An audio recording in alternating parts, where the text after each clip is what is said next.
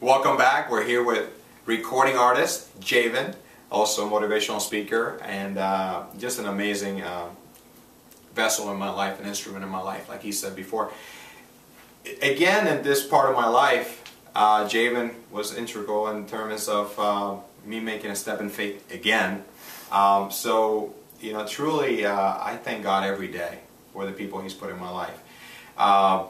Just recently, he had come back in my life and shared another word for me, and it was time for me to move on. But it was time for me to move on with an amazing testimony that God had given me and chose me for something, and I'm very blessed to say that I was obedient. One of the words that I've learned from you. Certainly purpose is a big word, but obedience is something that I continue to learn every day.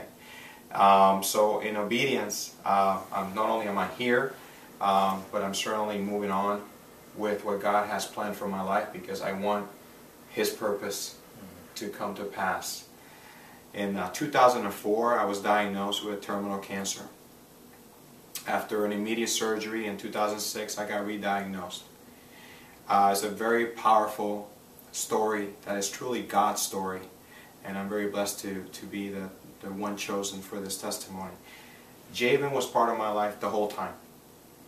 And I want others to know, but certainly also I'm always loving to hear your side, and what you saw and what you felt. The first diagnosis, the second diagnosis, and now where we are today. David, I'm just thinking how powerful it is. You know, they say hindsight is 20/20. You know, so to be on the other side of this horrendous experience and just a very, you know, near-death experience, you know, and to be able to look back on it and say, you know, we won, we conquered, you know, we're winning. And, you know, to God be the glory. It's a very, very exciting, very encouraging, very uplifting thing, you know, and that's the beauty about going through something like cancer and beating it, is that you get a chance to turn around and say, you're looking at a winner, you're looking at an overcomer, you know, you're looking at a conqueror, you know, and if I can do it, you can too.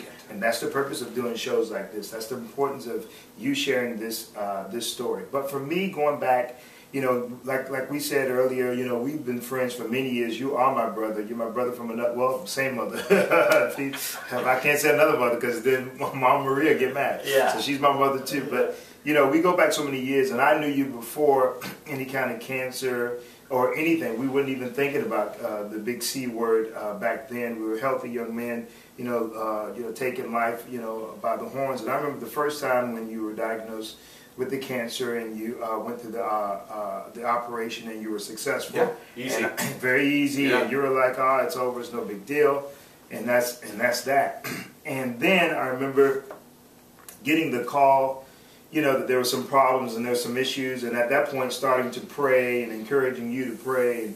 And I remember back in those days, if I could be blunt, I would always try to get you to go to church. Yes. And you wouldn't, you'd be like, you know, I'll get to it. And I'm like, well, just remember, no matter where I'm at, because I'd fly in and fly out, so we didn't see each other all the time. So when I would see you, it was just, whenever you get a chance, man, try to say those prayers. You know, I was always on you about trying to get your faith up. Well, I remember getting the call from your then girlfriend that, you know, it was extremely serious, that I had to get down to see my brother, that, you know, because this guy is a tough guy, you know, he's a prideful guy, he doesn't want to let people know he's going through. And you didn't necessarily want everybody, I guess, to know how serious and how bad it was. But I remember, and I'll try to be real brief, but I remember, you know, getting that call from her, and she said, you better come see your friend, it doesn't look good. And I remember walking down, coming down to Miami. Let's get a little emotional now. I remember walking down to Miami and going into the hospital room. I hadn't seen you in a minute, you know. And what I knew you to look like before, and then to see my friend, you know, in that bed, you know, I always say you dropped down. It looked like 60 pounds. I would say you could been 40 pounds. It didn't matter. It was a skeleton of a person that I knew before, and I can't tell you, having buried a father, losing a father to cancer, and a brother, you know, and my grandfather, I just thought, you know, immediately when I saw you that I was getting ready to experience this whole thing again, and I was thinking, you've got to be kidding me. You're telling me one of my best friends, my brother, I'm getting ready to go through this again?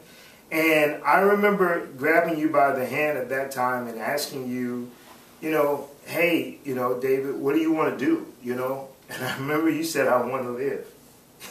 You said, I want to live. And to me, that was all I needed to hear. For me, that was all I needed to hear. When you said, I want to live, and I remember saying back to you, okay, well, then that's what we're going to do. We're going to get you through this, and you're going to live, you're going to survive, and you're going to make it happen. And at that point, that's when I started piling up all of the music CDs, yes, and the worship CDs, yes, instruments, every teaching I could find, you know, that I had done and whatnot on faith and on life. I began to give that to you and began to tell you to listen to this, and we would pray and we would sing.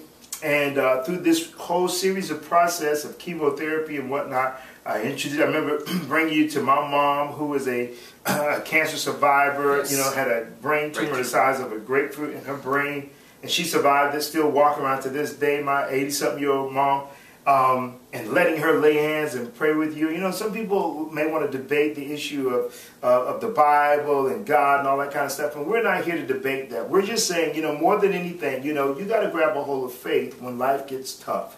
You got to grab a hold of what you really know to be true when death looks you in the face and says, come here, and you're not ready to go. And my brother, I cannot tell you how excited I am. You know, look at your hair. This guy hair used to be way down here, thick Latin hair. And I know that even of itself, something as simple as that was a challenge to have to lose all that. But God restores and God completes, He conquers, and He gives us the victory and the ability to turn back around to bless others. And that's what we're doing here today. That's what you're doing.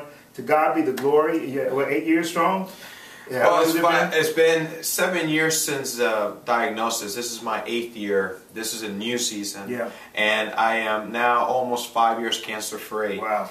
And you know, when I remember Javen coming to my hospital, and he never stopped smiling, and he never got this emotional in there. He never showed me that, and he told me, you just don't let that, anyone negative, anything. And there was another brother in my life that said the same thing.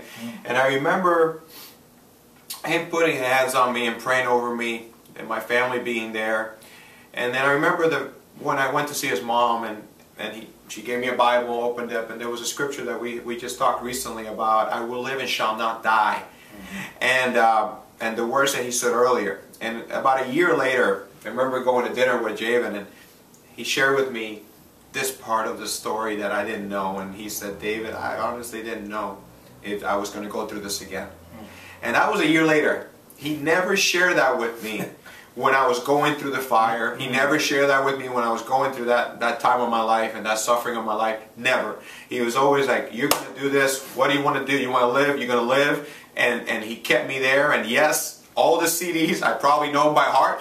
all the not just the music. I'm talking about the teachings that God put in this man's spirit to teach to others. And I remember going through them over and over and over. And one of them was about purpose. And I got to say that my purpose on this earth that I acknowledge and I want is to live God's life. Is to live what He wanted me to live, because He's always promised us, all of us, you at home, all of us, He's promised us the best. Yeah. The suffering is part of a test. Yeah. The sacrifices that we've made and we're still making are part of a test. That's right. And we've been blessed to be able to speak together in different venues. At church now, I've been able to give a testimony, and God's been able to use me. And I got to tell you, it's a blessing, and I look forward to having more of these conversations that you guys are able to just share with everybody else. And that's what we want to do, man. We just want to share what God's doing in our lives, because when He's doing it in our lives, He's doing it through everyone that we touch and everyone around us. And you know what? I've always supported Him. And to the point that, you know, that He's like, David, you know what, you're my brother. You don't need to do these things and whatever. And I was like, you know what, I got to share this with other people. And you've sacrificed. And I remember going to concerts with you and stuff like that. I said, I need everything at the table.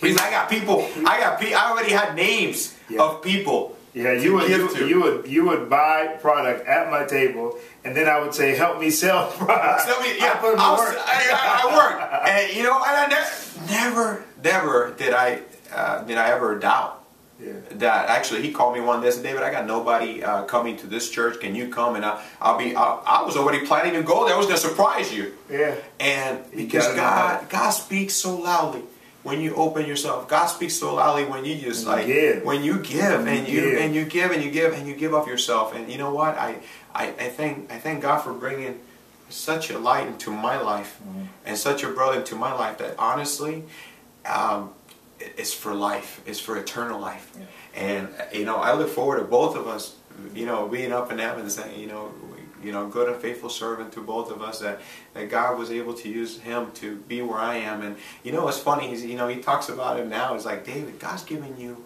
a miracle story. Wow. I mean, like, do you know? He said it to me, and I'm like, but the thing about it is, the way he looks at me, sometimes I'm like, but do you know that I've looked at you the same way? When I listen to what God does through your voice, and even when you're sick, you go up and you sing, and God gives you this strength in your voice. And just like I now experience that when I went to work out. That's right. At 128 pounds, you know, and I worked out because God gives you that strength. Well, listen, we're gonna do this a lot more, and I really hope we could go on and pray that you continue to support Javen. Yeah. What's the website? JavenOnline.com. JavenOnline.com. Mine is DavidOctavioGandell.com, and we look forward to doing a lot together. And I just look forward to seeing Worship in the Now when it gets out, because I lived it. And I look forward to hearing from all of you and from Javen, from people that reach out to him. So reach out to us too. And may God bless you. And thank you, my brother. Thank you, man. And I'm in LA, Los Angeles. Thank God.